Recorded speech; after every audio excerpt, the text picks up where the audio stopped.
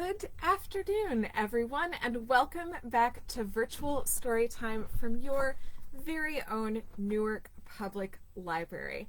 As always, we are recording this live story stream on land that rightfully belongs to the Lenape Indian tribe, and if you are tuning in anywhere from this, our fair city of Newark, New Jersey, it is likely that you are on land that rightfully belongs to the Lenape Indians as well.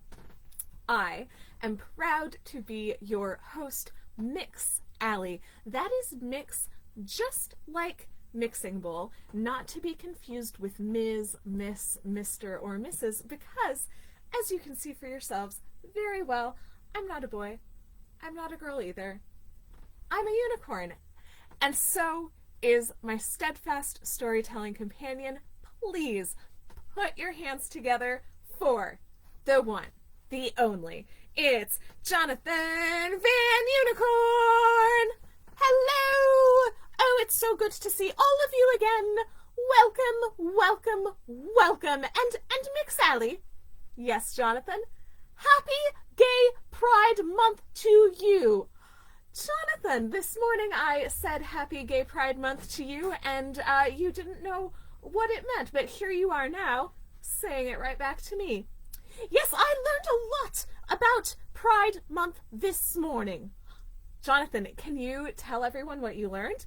Some of them might have seen it this morning, but for some of them it might be brand new information. Oh, yes. Well, so I learned that Gay Pride Month is when we celebrate the rights of gay or LGBTQ people. That's right, McSally. And we talked about how we also celebrate Black History Month. We also celebrate Latino Heritage Month. But it's very important that we... and we celebrate Women's History Month too, McSally. We do. We have a lot of opportunities to celebrate identities and stories and people that we sometimes don't hear from enough or give enough rights to, which is really great. Yes, but I was confused at first, McSally, when you started to explain to me what gay meant. That's right, Jonathan. And do you know what gay or LGBTQ means now? I do indeed.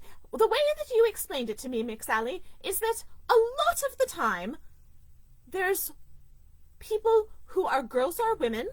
There are people who are boys or men, and a lot of the time, women fall in love with men or men fall in love with women, and girls have crushes on boys or boys have crushes on girls, and a lot of the time that's what happens. But other times, someone can be neither a boy nor a girl.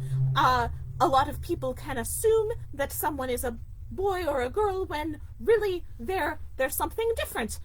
Maybe they're presumed to be a boy, but in fact they're a girl, for example, or maybe they're presumed to be one or the other, and they're neither one. That's right, Jonathan. That is why I often, always start off virtual story time by saying that I'm not a boy or a girl, I'm a unicorn, because, hey, I'm one of those people. That's right, and sometimes people who are neither a boy nor a girl, or neither a man nor a woman, sometimes they fall in love with, they can fall in love with anyone. Sometimes two women might fall in love, or two men might fall in love, and all of that is okay. And LGBTQ people are people whom that happens to, who that's part of their experience. That's right. That's very nicely explained, Jonathan. So, where's the problem then? Why do we need to make a point to celebrate these people during Gay Pride Month? Well, I'll tell you. It's because, unfortunately, you humans have the idea that it's okay to not be nice to people, or not tell their stories, or not celebrate their identities if they are gay or LGBTQ, and that's very unfortunate, because of course it's best to be kind to everyone. That's right. Just like we take the time to make sure that we celebrate a lot of different identities that unfortunately sometimes people aren't as kind to people who have those identities as they should be. And Gay Pride Month is when we do that for gay or LGBTQ people. Want to know one more fun fact, Jonathan? Oh, yes! Well, LGBTQ stands for lesbian, gay, bisexual, transgender, or queer. And a lot of people even say LGBTQ plus because there are a lot of other words people might use to identify themselves as well as part of that community. Oh, how fascinating! So what word do you like to use, McSally? Well, I am going to be, going forward, using the word LGBTQ plus because that is a way to make sure I'm talking about everyone who might want to be included. I could say Gay Pride Month, right? I've said it a few times on the show. But you heard me say LGBTQ plus. G is for gay, and that only represents one of the groups. One of the words that someone might call themselves if they're part of their community. So I'm going to say LGBTQ plus going forward during virtual story time. All right then, McSally, I'll do the same thing. I think that sounds great, Jonathan. Well, McSally, I've just got one more question. Yes, Jonathan. Are we going to be reading more stories about LGBTQ plus characters and their experience today? Jonathan, we are indeed, as a matter of fact. I'm very excited to bring our celebration of LGBTQ plus Pride Month to our afternoon story time because we already make a point to dedicate the short story that we read in our afternoon story time. We always want to tell a fairy tale or folk tale that doesn't get told too often, that you might not have heard before, that comes from a different part of the world. We like to represent all different kinds of people, especially during this time. So I thought it would be cool to read a folktale about a character who is a member of the LGBTQ plus community. How's that sound, Jonathan? Oh, I think that sounds magnificent, McSally. You know, I didn't even know that there were fairy tales or folk tales that humans had that were about those types of characters.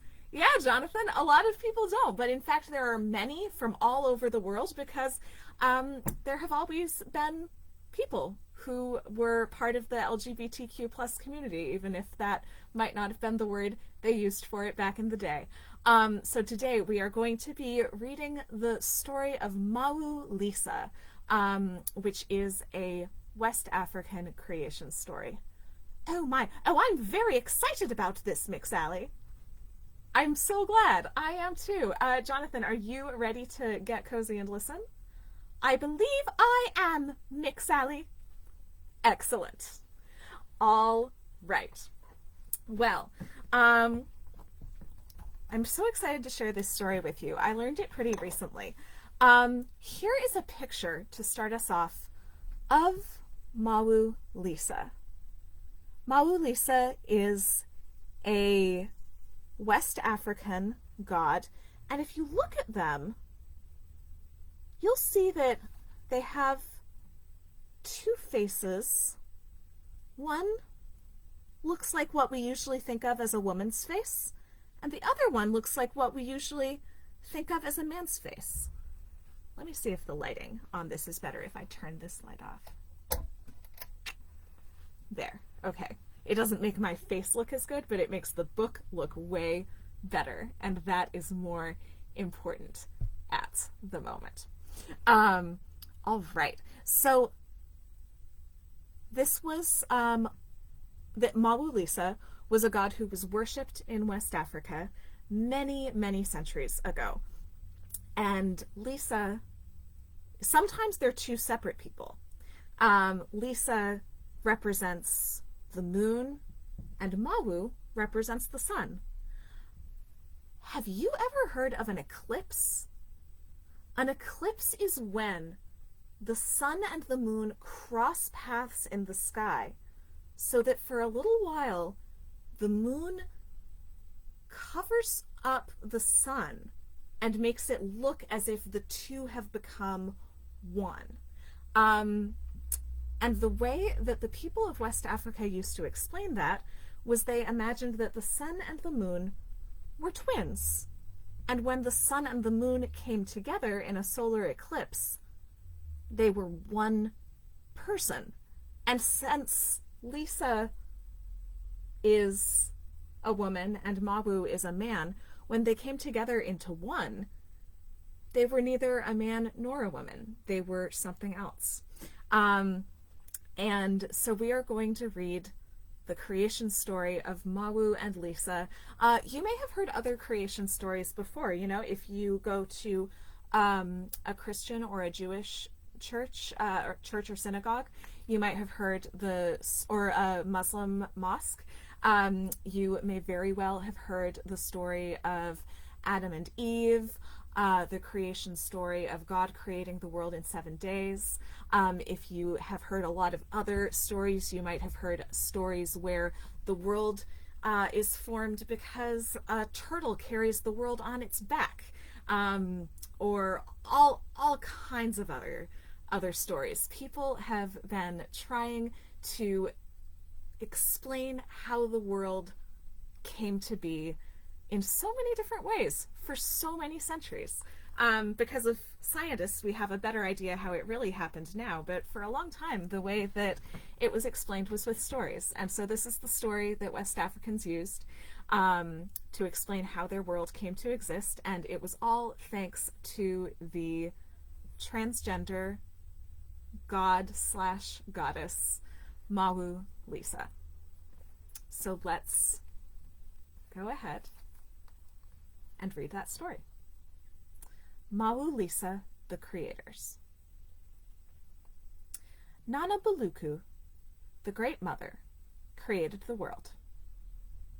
She had twins, Mawu and Lisa. Mawu was the moon who had power over the night and lived in the west, and Lisa was the sun who made his home in the east. At first, Mawu and Lisa had no offspring. But then, when there was an eclipse, when one of them was in the shadow of the other, or another heavenly body, they came together as one. And when they did that, they created children. Mawu and Lisa were mother and father of all the other gods. And there were 14 of these gods, who were 7 pairs of twins. The gods of earth, storm, and iron were born first. One day, Mawu Lisa called all of their children to come around them. When they all came, Mawu Lisa gave each pair of twins a good place to rule. The first twins were told to rule earth. "Take what you wish from our heaven," Mawu Lisa told them. The second pair of twins were told to stay in the sky. "You will rule over thunder and lightning," said Mawu Lisa. And the third pair, who were made of iron, were the strength of their parents. "You will clear the forests and prepare the land," Mawu Lisa said, "and you will give humans their tools and weapons." The next twins were to live in the sea. "Children, rule all waters and fishes," Mawu Lisa commanded. Other twins would rule over the birds and the beasts of the bush country. They would take care of all the trees everywhere. More twins were to take care of the space between the earth and sky. "And you will also make the length of time that humans shall live," said Mawu Lisa. Then Mawu said, Come visit me. You will tell me everything that goes on in the world." Mawu Lisa took care that none of the lesser gods were ever seen by human beings. That is why people speak so of the sky as a spirit, and speak of storms and lightning as spirits too. And all of it is because of the power of the sky gods, moon and sun, Mawu and Lisa. And that's the end. I love that story, and I hope you enjoyed it too. I don't know if perhaps any of you have watched or enjoyed the show Steven Universe. Gosh, if you haven't, do check it out. It's great. But the way that Mawu and Lisa, Mawu the moon goddess and Lisa the sun god, the way that the two of them come together to be one creature reminds me a lot of gem fusion in the Steven Universe show. Come talk to me about Steven Universe anytime.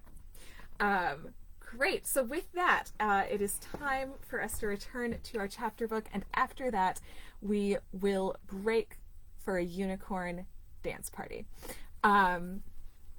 We've been reading Peter Pan by J.M. Barrie, and in the last part that we read, Peter and Wendy had made it home from an adventure that sounded kind of scary some of the time, but everything turned out okay. And now Wendy and Peter are back in the house under the ground where the Lost Boys live. And Wendy is giving dinner to the Lost Boys. And this is the beginning of a lot more very exciting things that are going to lead us to the very exciting climax and conclusion of this book. But to start off, we're going to just hear about this little family, the Lost Boys and Wendy and John and Michael, all having dinner together.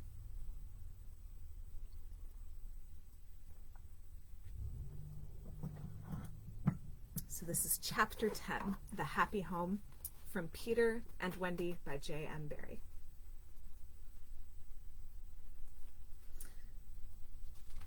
This dinner happened to be make-believe, and they all sat round the board, guzzling in their greed. And really, what with their chatter and recriminations, the noise, as Wendy said, was positively deafening. Do your parents ever tell you that you're making too much noise at the dinner table? That's what Wendy, who is the mother to the Lost Boys, that's the make-believe game that they pretend. She's telling them they're all being way too noisy. To be sure, she did not mind noise, but she simply would not have them grabbing things, and then excusing themselves by saying that Toodles had pushed their elbow. There was a fixed rule that they must never hit back at mealtimes, but should refer the matter of dispute to Wendy by raising their arm politely and saying, "I complain of so-and-so." But what usually happened was that they either forgot to do this or did it too much. "Silence!" cried Wendy, when for the 20th time she had told them that they were not all to speak at once.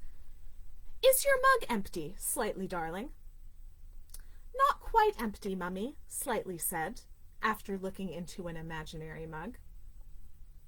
"He hasn't even begun to drink his milk," Nibs interposed. This was telling, and Slightly seized his chance. "I complain of Nibs!" he cried promptly.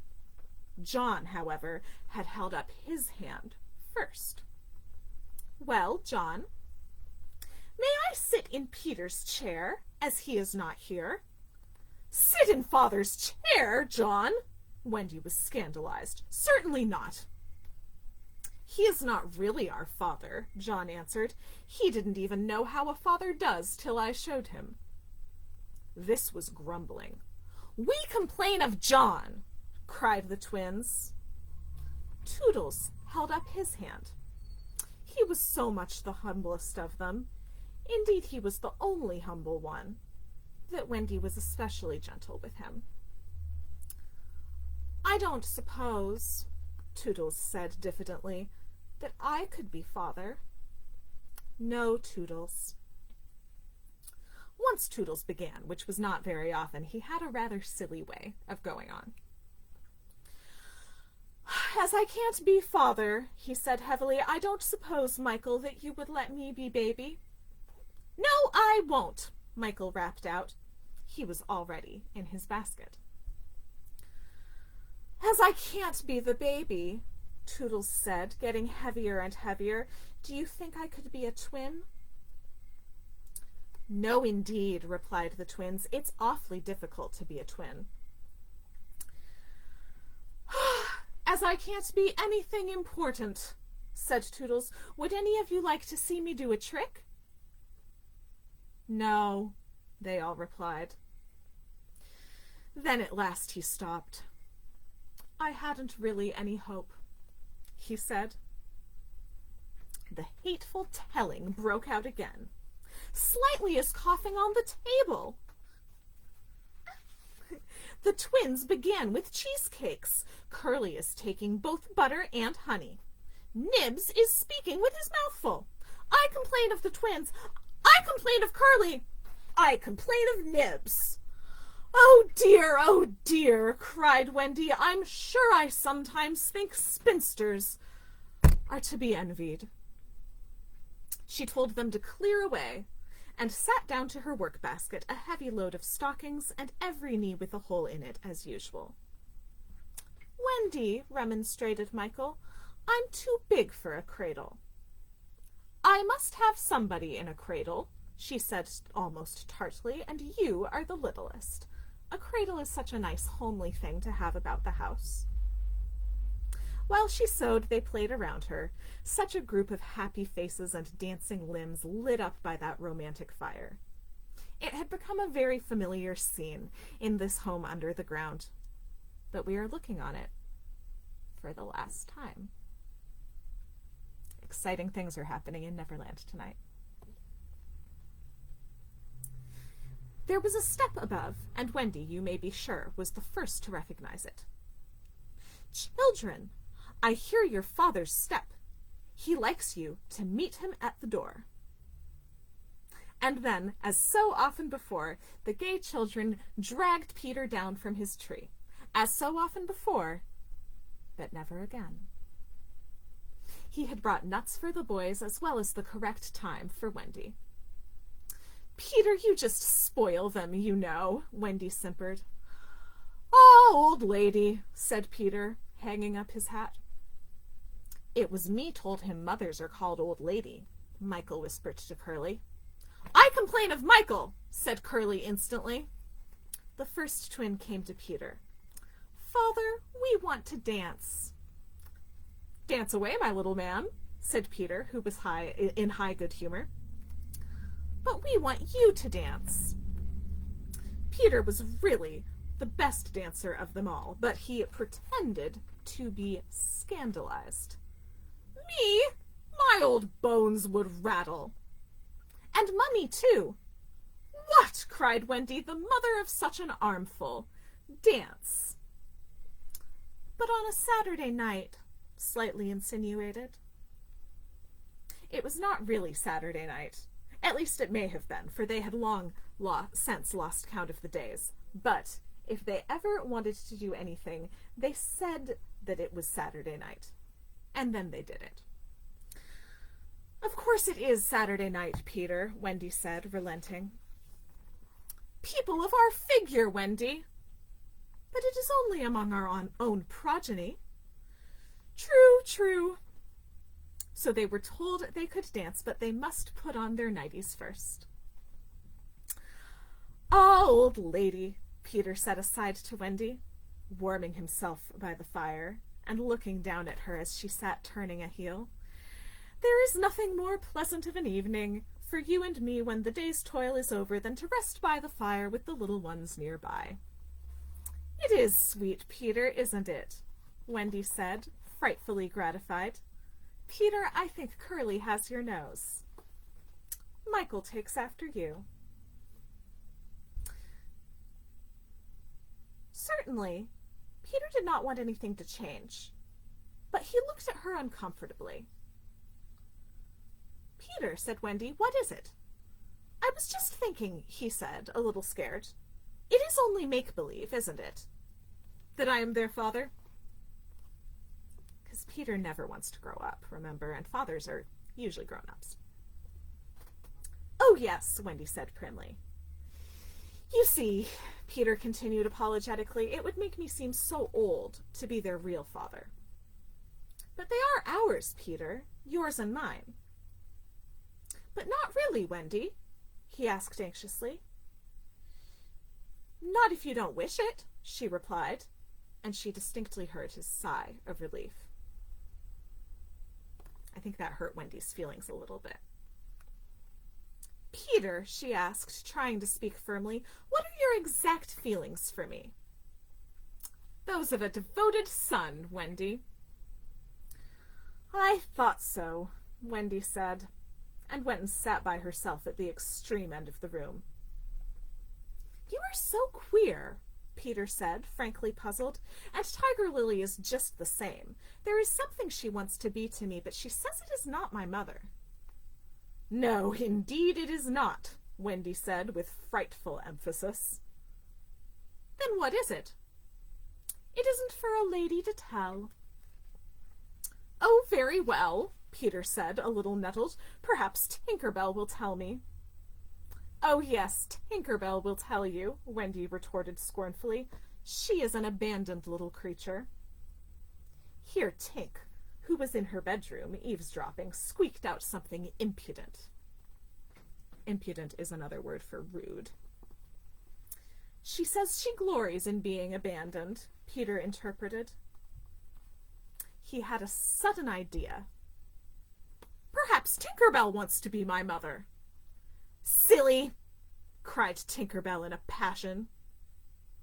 She said that so often that Wendy needed no translation. "I almost agree with her," Wendy snapped. Fancy Wendy snapping! But she had been much tried, and she little knew what was to happen before the night was out. If she had known, she would not have snapped. Ooh, we keep getting hints that something big is going to happen tonight. Do you know what those hints are called in a book? Foreshadowing. All these little foreshadowings that something is going to happen. None of them knew. Perhaps it was best not to know. Their ignorance gave them one more glad hour, and as it was to be their last hour on the island, let us rejoice that there were 60 glad minutes in it. They sang and danced in their nightgowns. Such a deliciously creepy song it was, in which they pretended to be frightened at their own shadows, little witting that so soon real shadows would close in upon them, from which they would shrink in real fear. So uproariously gay was the dance, and how they buffeted each other on the bed and out of it. It was a pillow fight rather than a dance, and when it was finished, the pillows insisted on one bout more, like partners who know they may never meet again. The stories they told before it was time for Wendy's goodnight story. Even Slightly tried to tell a story that night, and the beginning was so fearfully dull that it appalled not only the others but himself, and he said happily, "Yes, it is a dull beginning. I say, let us pretend that it is the end." And then at last they all got into bed for Wendy's story, the story they loved best, the story Peter hated. Usually, when she began to tell this story, he either left the room or put his hands over his ears. And possibly if he had done either of those things this time, they might all still be on the island. But tonight, he remained on his stool, and we shall see what happened. Tomorrow morning is when we will find out what happened. We will hear what Peter has to say about Wendy's story. We'll hear what Wendy's story is, and we'll hear what happens next. But for now, it is time for us to close things out for the day with a unicorn dance party.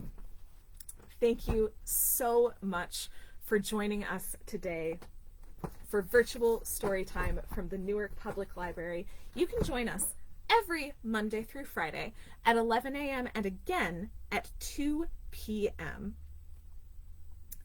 And we also have virtual bedtime stories at 7 p.m. Monday nights, which, guess what? That's tonight. So if you want to hear more stories today, you can come and join us for virtual bedtime stories. And in the meantime, let's get on our feet and dance it out.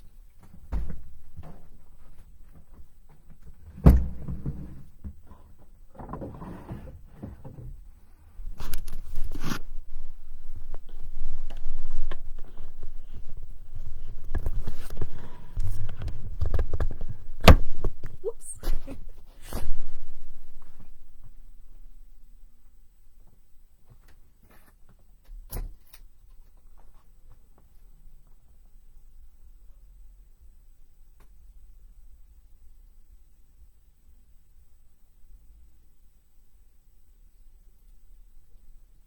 There we go.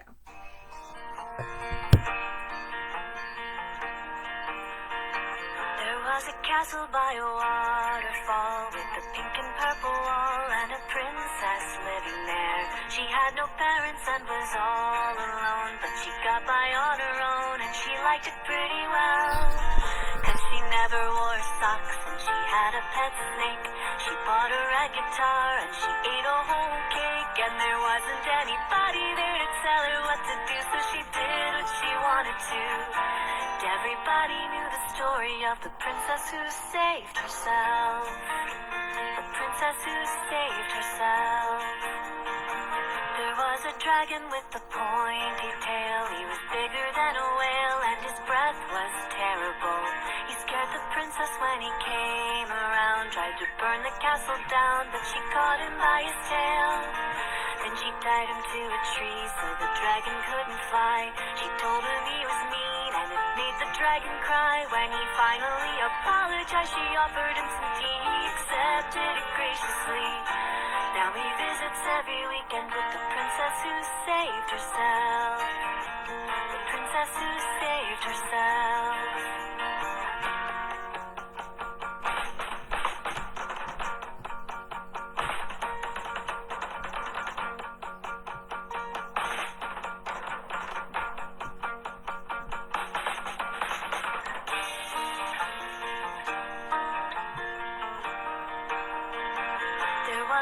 She was an evil queen. She was wrinkled, old and green, and she hated everyone. She saw the princess in her silver gown, put the poison apple down, asked her where she bought her clothes. So they got the witch a dress, put some makeup on her face. They started up a band, and the dragon played the bass. Every Saturday they play until their fingertips are sore, mostly math, rock, and cuddlecore. And they call themselves the kingdom of the princess who saved herself. The princess who saved herself. The princess who saved herself. The princess who saved herself.